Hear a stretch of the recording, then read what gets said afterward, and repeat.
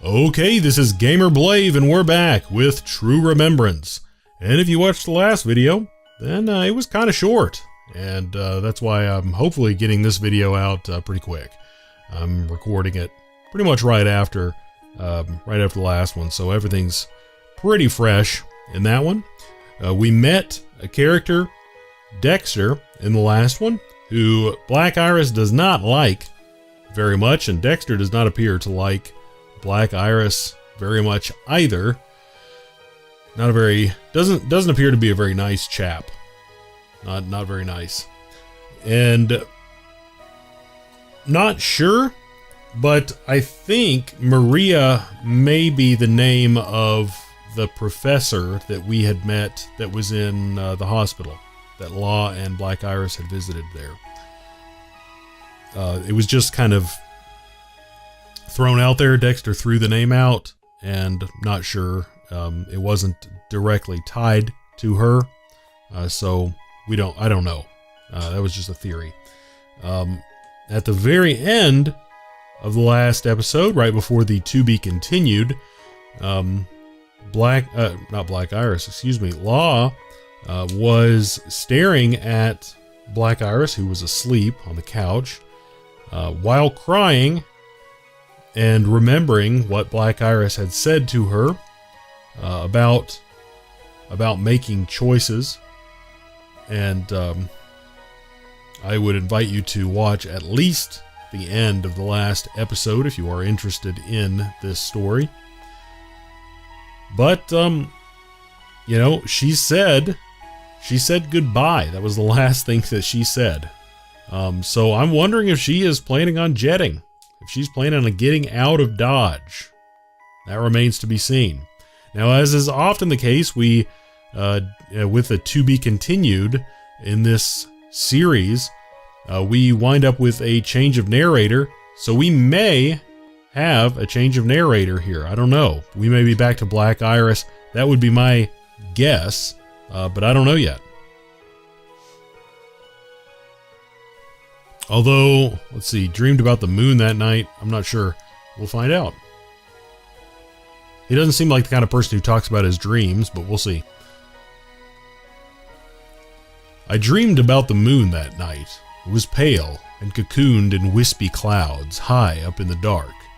I peered up at it, or it peered down at me. I couldn't really tell which. It didn't really matter.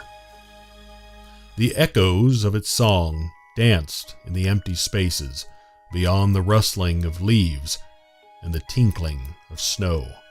It was soft, so soft that I shouldn't have been able to hear it, and yet I did. I knew this melody. I knew it by heart. I knew it so well that it filled me up and drowned me from within. I could not breathe. So I clapped my hands to my ears. I didn't want to hear anything anymore, but it was too late. The sound kept coming, seeping between my fingers and into my head. There was no escape. It was beautiful and filled with tears.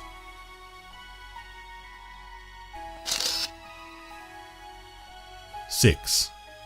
Law.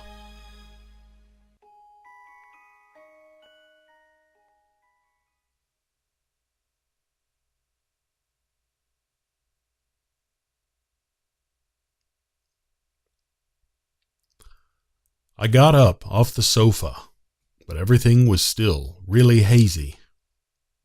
Sure, I wasn't a morning person, obviously, but it was particularly tough today. Oh, don't get me wrong, I wasn't in a bad mood or anything. It was just, part of me was still dreaming, or at least it really felt like it. I couldn't focus on anything. It kept feeling like I'd been listening to someone singing, and I kept feeling like Law had been close beside me. So Law had to have been the singer of the song, right? Except that was completely impossible. This was Maria's song from so long ago. Maybe that's why I felt so ill at ease right now. Maria's song. Now maybe Maria is a love interest from a long time ago, and Dexter was saying and bringing her up because maybe Maria was what Dexter stole. Who Dexter maybe stole a love interest, and he was just bringing her up to kind of, jab the needle into Black Iris's side, so to speak. I don't know. Maybe we'll see. I got up off the sofa quickly before any more unwanted thoughts rushed into my head. There were sounds coming from the kitchen. Rather, there'd been sounds coming from the kitchen ever since I'd opened my eyes. I could smell eggs and toast being cooked up. It was wonderful. I was starting to get really hungry. This was kind of unexpected. Law didn't usually get up early enough to cook breakfast for me. Well, she didn't get out of Dodge before he woke up. That's for sure. I walked into the kitchen, and sure enough, there was Law, frying pan in hand, and a big smile on her face. Black Iris, good morning. Cold out, isn't it? Good morning. Her voice was cheerful, and her smile was warm, but her eyes were puffed and red.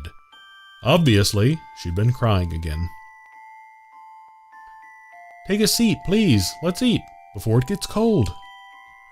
She could see that I was worried about her, obviously, but she kept bustling about cheerfully, as if nothing had happened. This was her way.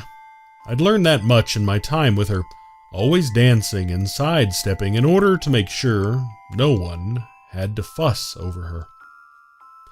But was this not in its own way the most silent hypocrisy? For she fussed over each and every person around her. We took coffee after our meal, as had become our tradition. Now, ever since our first time there, she had been taking lessons from Rook at Aroma, which was why the drink she offered me grew tastier and tastier by the day. The funny thing was, she never drank the stuff herself. It was always some form of milk for her. If I had to guess, I'd say that was because she was painfully aware of how short she was. Silly, of course. She could drink all the milk in the world and it wouldn't help her in that regard. But still admirable in its own way. I took another sip. Silence filled the room. I wanted to ask her about the song. It didn't seem possible. How would she know about, much less be able to sing, that song? But still. Law? She looked up at me from her mug of hot milk. I was at a total loss for words when her eyes met mine. How exactly was I going to explain this? I didn't see any way I could do so and still manage to keep Maria out of it, which meant... No, never mind. Okay. She was obviously curious about what I had been about to say, but she didn't probe any further. This was part of what made her such an ideal guest. She knew when to stop asking questions. Yeah, that's right, she was my guest. It was high time I started treating her like one. So I took care of the cleanup after breakfast. Now, I was in the middle of doing that when I opened the refrigerator. Oh, wow. We were almost out of food. We'd have nothing to eat at all if I didn't go shopping soon. Hey, Law, I'm going to go to the grocery shopping today. Would you like to come? Oh, actually, I think I'll pass for today. I almost dropped the plate I was washing when I heard this. It wasn't like Law to be evasive or to refuse to go out. I'd never seen her behaving this way in all the time I'd known her. First breakfast, now this. No matter which way you sliced it, I was in for an interesting day. Still not feeling too well? No, I'm fine. It's just, well... There obviously had to be some reason for why she'd become so tongue-tied this morning, but I decided not to press her on it. I mean, I certainly had days when I didn't feel like going out. Why couldn't she? Sorry. And she really did look sorry, so I smiled wryly, shook my head, and said, "Oh, don't worry about it. I'm your guide, after all. I'm supposed to do things like this for you. Besides, to be totally honest, I kind of wanted to be alone." I cleared the table and washed the dishes after breakfast. I could feel Law's eyes on me as I buttoned up my coat and wrapped my scarf around my neck. When I opened the door to leave, I turned to find her smiling back at me weakly.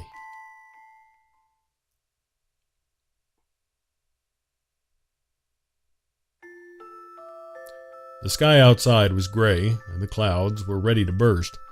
I'd be lucky if I managed to finish shopping before the snow started falling. I walked towards the trolley station. Every so often, strangers passed by me. There was no one at my side. It had already been a month since Law had first come to town. Enough time for me to forget my solitude. Enough of her to forget that I'd ever walked these streets alone. There was just the problem. That was just the problem. Nowadays, I was getting increasingly impatient just being around her. Oh no, I'm not saying that I was getting annoyed or bored, far from it, but whenever we weren't making small talk, we were just sitting in each other's company, reading books. We were cut off from the outside world, draped in total silence but for the occasional turning of pages.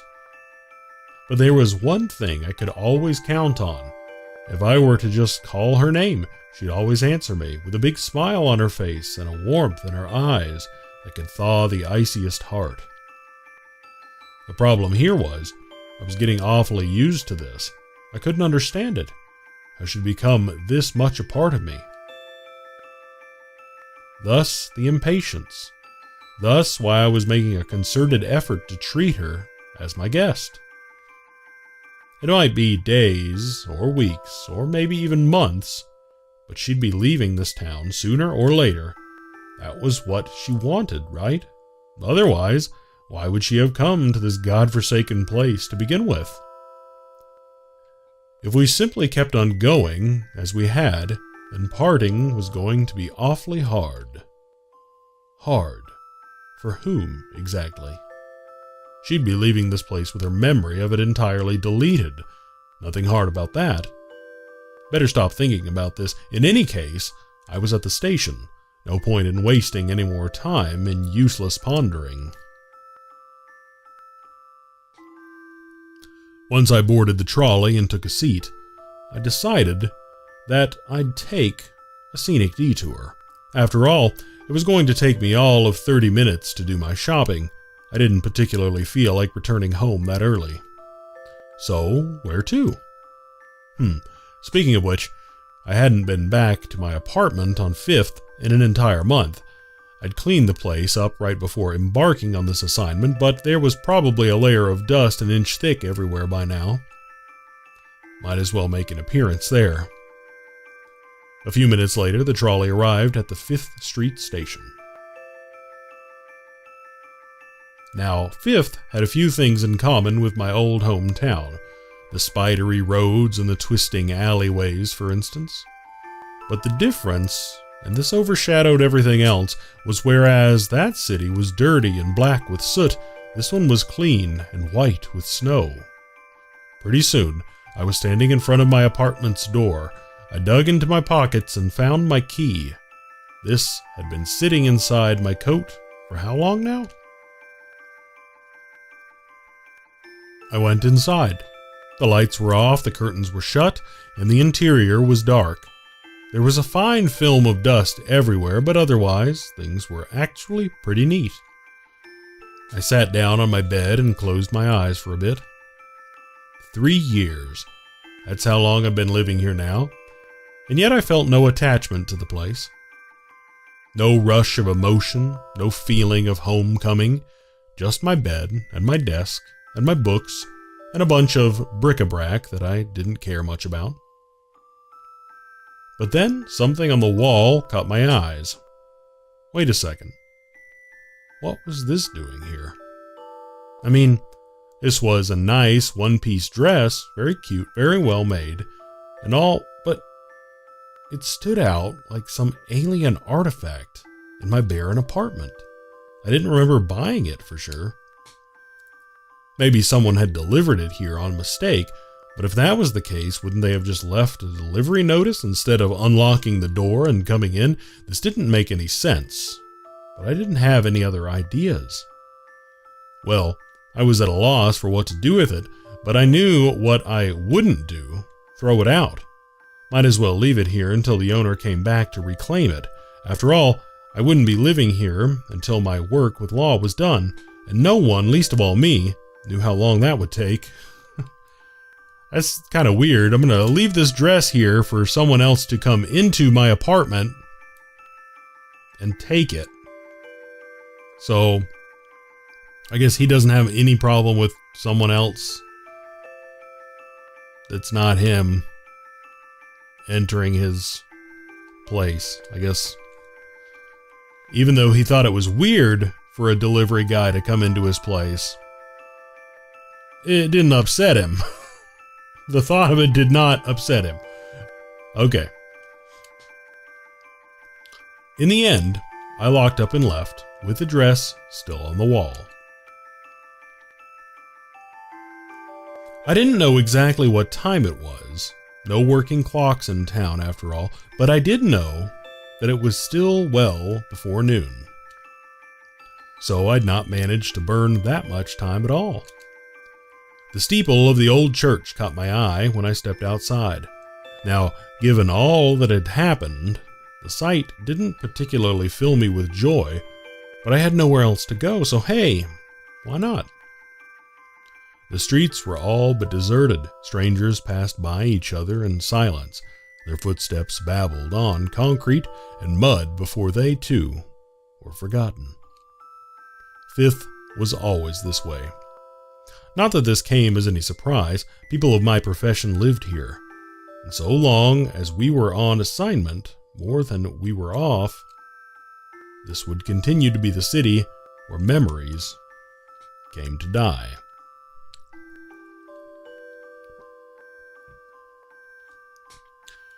Now there was another church in town, on 2nd Street. It was much newer and larger than the one here, so most guides took their religious guests there and not here. Eventually, the number of people who attended this church dwindled down into nothing. Now only the building remained, and it too was falling to pieces. I opened the door and went inside. I used to come here quite often in the past. Annalie once lived here. I visited him often enough. Well, not quite. Given his position, the guy probably had a mansion somewhere. He, too, just came here to kill time, probably. And really, it wasn't so much to kill time as to take care of this cute little kitten who had made this place her home. Wait a second. Right. The cat that used to live with me, she was Annalie's to begin with. I just gave her a place to stay for a while. Where'd she go after Annalie died, I wonder? This church was where it all went down. Annalie, the cat, the gun. My memories of that time were vague at best. The emotions weighed down so heavily that even if I were to try to recall exactly what had happened, I'd completely fail. I do remember this, though. I didn't hate him at all. It was difficult to pull the trigger. I remember that too. Annalie is dead, and so is Maria. Okay, so Maria is definitely not the professor now. We know that. It seemed unlikely after after what he was remembering at the beginning of this one, saying that it was her song and expressing a certain fondness that seemed like it probably wasn't the relationship with the professor that he had described earlier. But then Dexter was saying, "Hey, are you at the hospital to visit Maria?"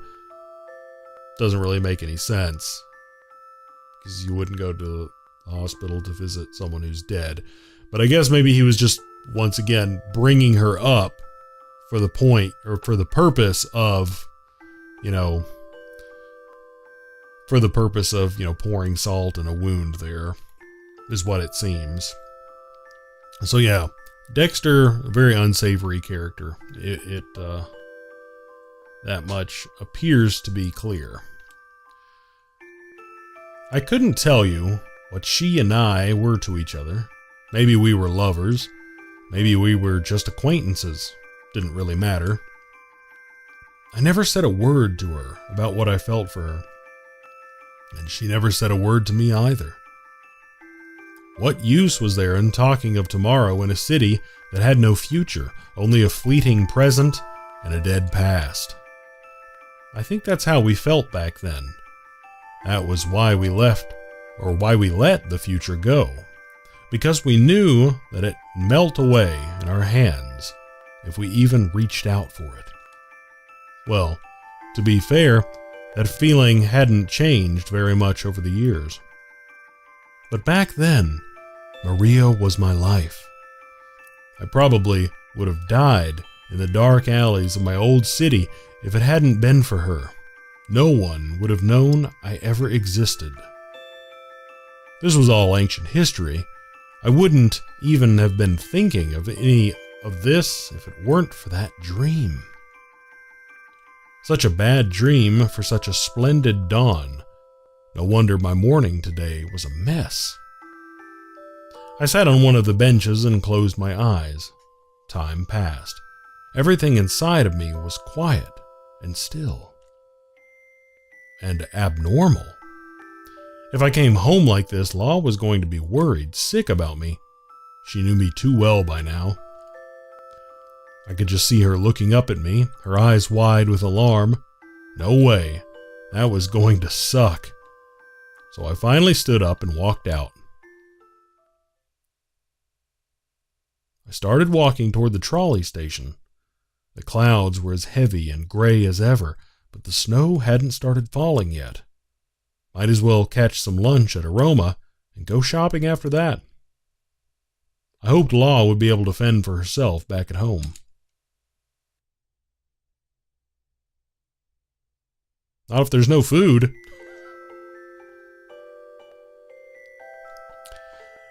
There was someone quite unexpected at Aroma when I got there. Well, no, not really. She was quite expected, but it was still kind of a shock to see her. Welcome. Oh, hi, Black Iris.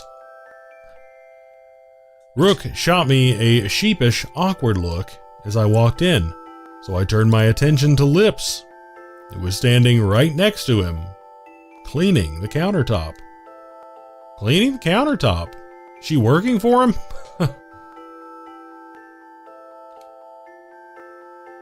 Of course, why is Rook being sheepish about that? Well, you see, kind of dangerous to make her hole up in here in her apartment till the heart's off her, or till the heart's off her, till the heat's off her. So I'm kind of hiding her here. Any problem with that? Oh, and of course Jackal's here too. Uh-huh. I nodded, but man, it was so funny. Watching him get flustered this way made me want to laugh. Come on, dude, wipe that evil grin off your face already. I didn't do anything wrong, I swear. And I agreed with that. He hadn't done anything wrong at all. In fact, I'd say that for the first time in his life, he'd done something right.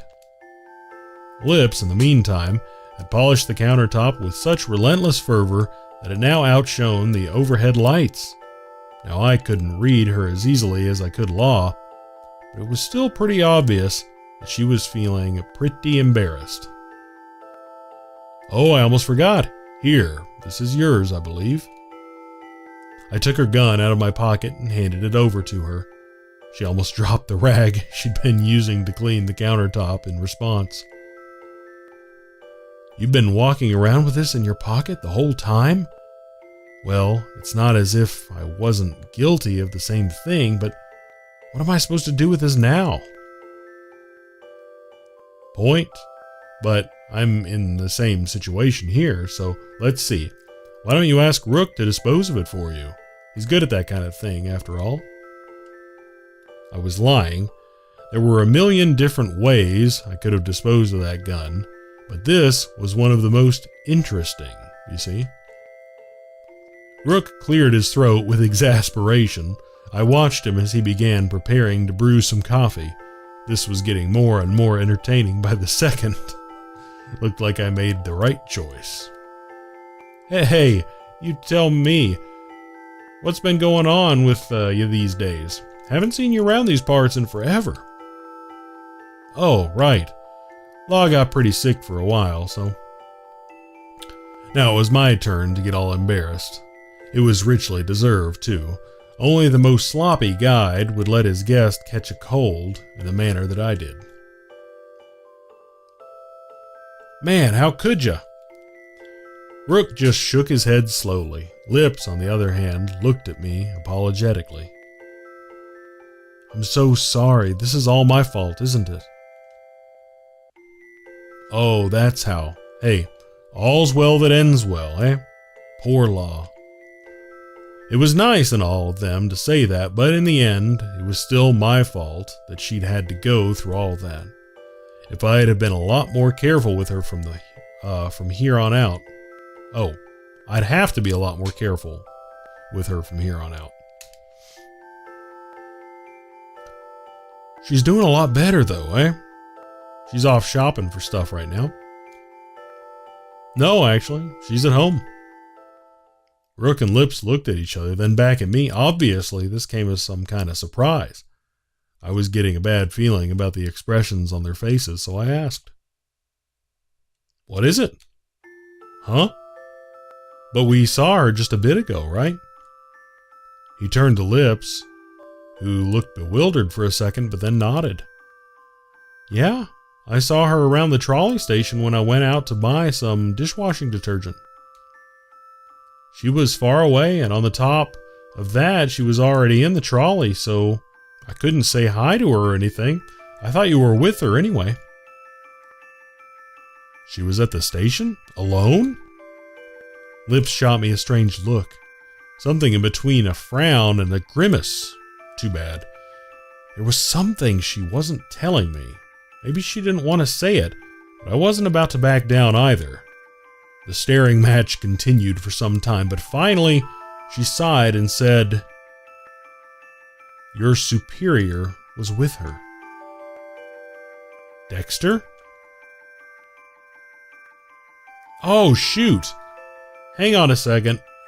I'm going to flip back to one of my first pages of notes here.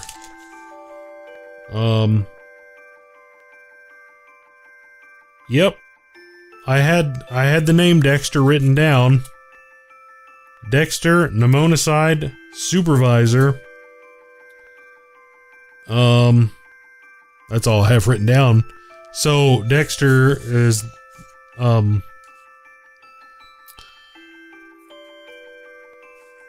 that's not the first time that we encountered the name Dexter. I just didn't remember it from back then. So he doesn't like Dexter. I didn't recall that detail from the first time that we saw him. I think that was, gee whiz, what episode was that?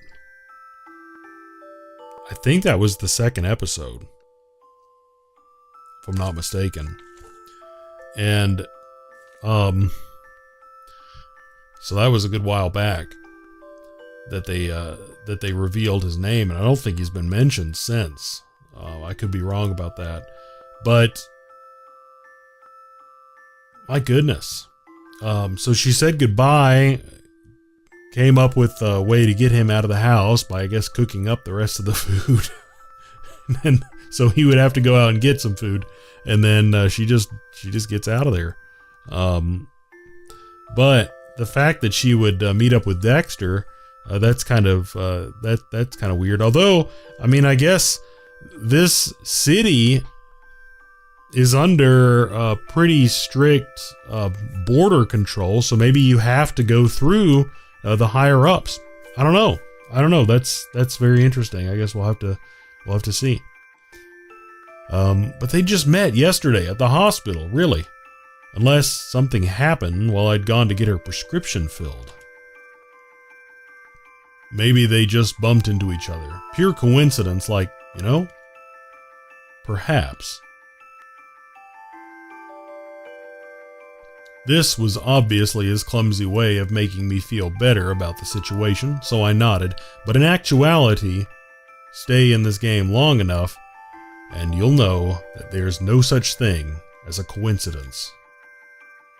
There was no way that Dexter could just have coincidentally come around here to shop, coincidentally bump into Law, and coincidentally board the trolley with her. In other words, Law had pulled a fast one on me. She'd stayed at home in order to meet up with him.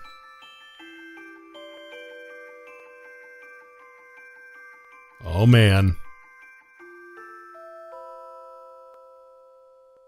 That's gotta be tough. It's gotta be a tough situation. I was in a particularly foul mood when I finally left Aroma. I had no idea what was wrong with me today.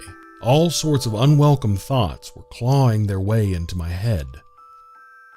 It wasn't about the news I heard at Aroma just now. Well, obviously, I was worried about that as well, but right now, I had more pressing matters, like the fact that I'd been walking around in a haze ever since dawn today. Every single time I tried to focus, things slipped out of my grasp. I wasn't in any condition to go shopping right now, let alone do anything else more important. My head felt heavy, dull, and entirely useless. I felt drunk or hungover. My feet meandered about. No rhyme or reason to anything. I eventually found myself stumbling through the shopping district on 6th. What did Dexter say to me yesterday? Have I seen Maria yet? What did that have to do with Law? Nothing. Absolutely nothing. He was holding a music box in his hand. There was an acquaintance that he had come to visit. An inpatient at the hospital. So that was a present. The more I tried retracing the events of yesterday, the more I felt myself floundering. But a present, huh? Now that caught my attention. I started thinking, hey, why not get Law something, as an apology for getting her sick? He really didn't get her sick. It's kind of ridiculous that he keeps coming back to this, but I mean, people feel responsible for all sorts of ridiculous stuff, so I guess I have to let that go. Okay, come to think of it, she and I had gone shopping many times over the month, but I didn't remember ever having bought anything for her. So I started stopping by the various shops to see what they had. Now there were lots of cute things that girls would like all over the shops, but I didn't really know which one Law would really want. Just then, I saw some brilliantly colored hair ribbons in a window display. And I remembered Irina. Ribbon. Hair. Law. A ribbon, huh? She just might like something like this, although buying it was sure to be an embarrassing experience. Is there something I can help you with, sir? The sales clerk said to me when she saw me wandering around aimlessly through the shop. Oh yes, I've found what I'm looking for, but I'm not quite sure about what color I should get. Oh, a ribbon. That's a wonderful choice, sir. It'll make a wonderful gift. I know she'll love it. That's nice, I guess. I was too busy trying to remember which color ribbon she'd worn that night to answer the clerk more fully. You'd think I'd be able to recall this at a moment's notice, but I found myself completely blanking on this one. How about red, sir? That's a popular choice, or perhaps pink and blue. There's always yellow for the girl who really wants to stand out. The clerk was obviously putting on her best sales pitch, but I didn't hear a word she was saying. Something very, very odd was going on right now. I couldn't really get a grip on it.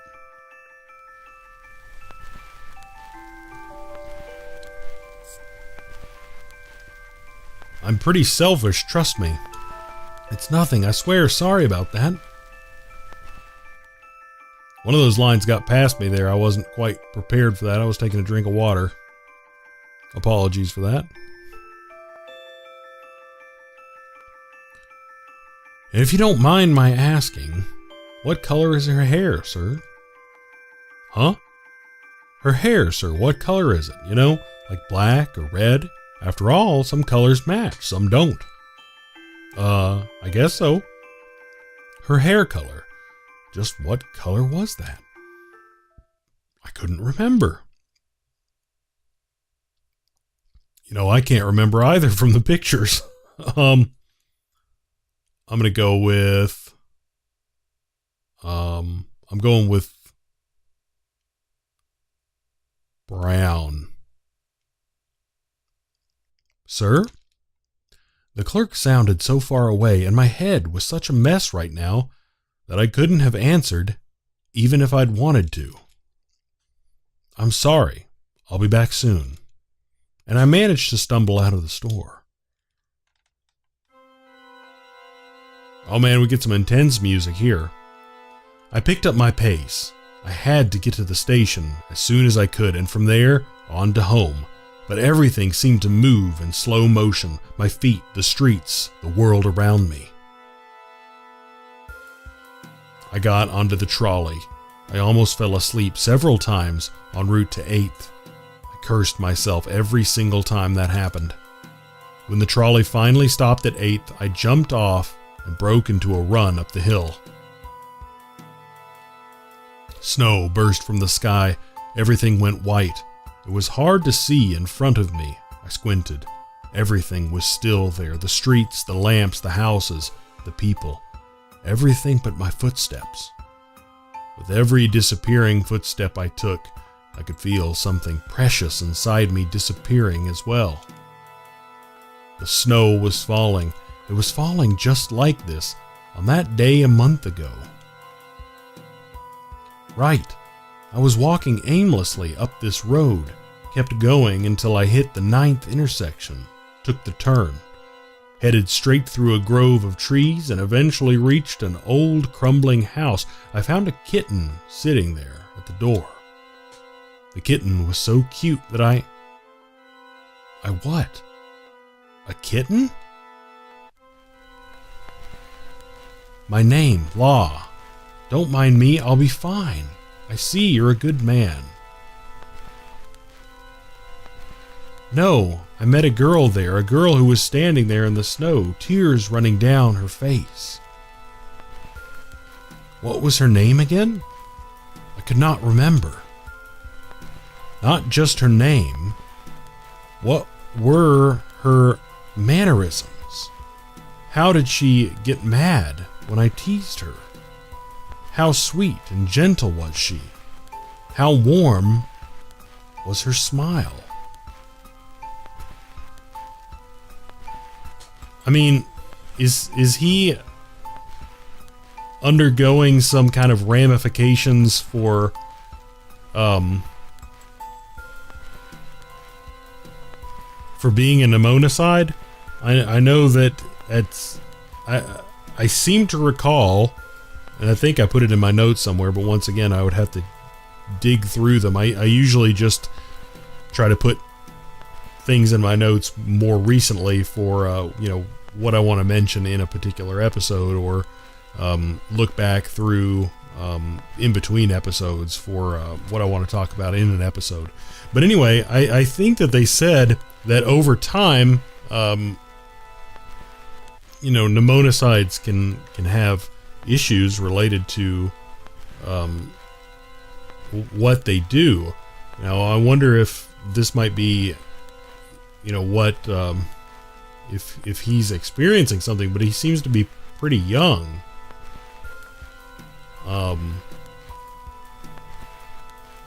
but it almost seems like, he's talking about, he's like forgetting stuff. Or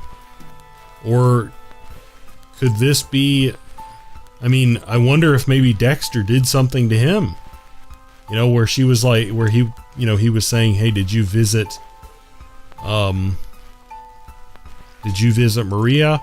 And I know he said he had a music box, which of course wouldn't necessarily mean, be a, I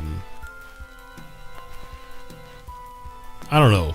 I'm completely confused right now. This is very confusing. Very confusing. All gone. It was wrenching. I reached out to grab what I could, fragments, scraps, anything, but my hands were too weak and my mind was too blank.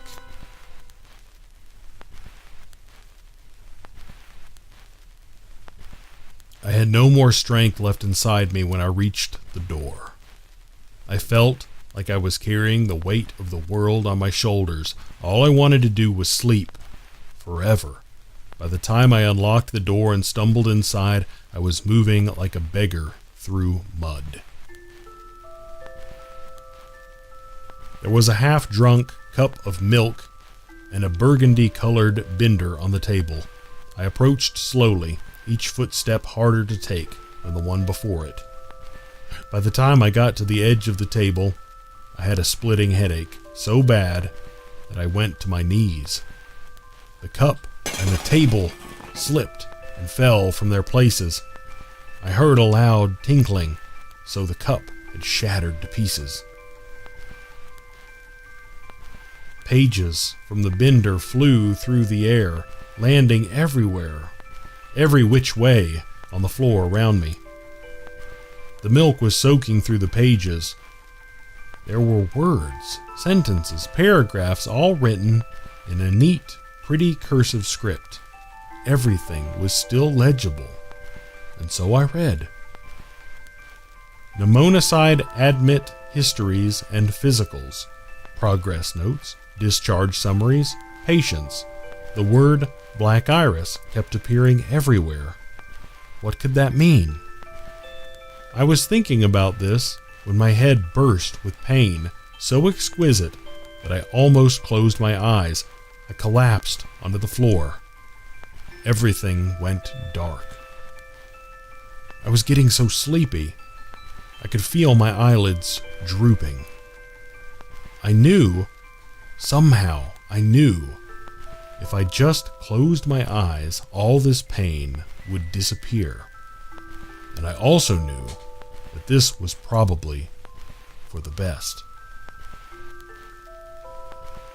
If I were your teacher, I'd be really happy if you came to visit. Okay, next time, when we get the chance, I hope. I'm sorry, Black Iris. I'm so sorry.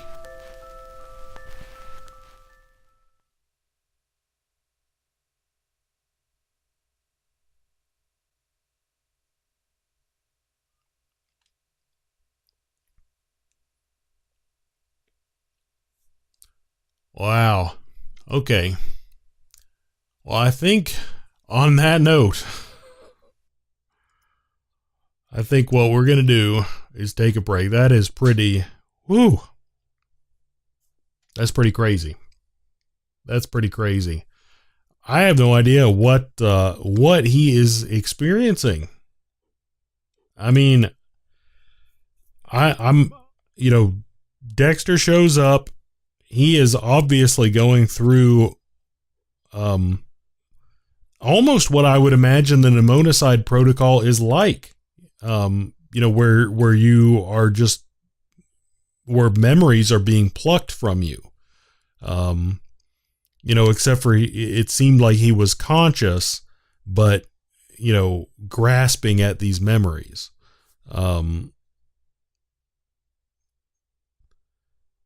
It was just a foreign experience to him. So I don't know exactly what could be going on to him. I really wonder if Dexter is doing something to him. And that seems like the most plausible thing here, because he shows up and then all of a sudden this happens. I don't know what else could be going on there. And speaking of coincidence, then it may just happen to be coincidence that Law wanted to get out of Dodge at the same time that Dexter decides that he's gonna mess with Black Iris. That's my best guess. I don't know. I really have no idea. This is completely bonkers. This is just way out there right now. I'm really, I don't know. I don't know. That's my best knee-jerk reaction guess. I'm going to have to meditate upon this one for a while, because I don't know. I don't know for sure. That one is something to ponder for a while. Certainly let me know what you think about that one in the comments, because that definitely, man, that's crazy. That's crazy. If he loses his memory of her, I guess it would make sense. I mean, if Dexter wants her for some reason, if Dexter wants Law for some reason, it would certainly behoove him if Black Iris forgot about her, certainly, or at least forgot that he liked her or had any care about her. That would certainly help a lot. But I don't know. We will see. We will definitely see what happens. It may be up to Law to come back, and then somehow help out Black Iris. Some kind of role reversal situation here. I don't know. Very interesting. Very interesting. But all that being said, if you like this video, then go ahead and remember to drop it a like. If you liked it a lot and you want to see the rest of this visual novel, then or anything else that I may be playing on this channel for that matter, then go ahead and subscribe as well, if you are not currently subscribed and if you are so inclined. But regardless, as always, thanks so much for watching, and we're going to be picking up right here next time.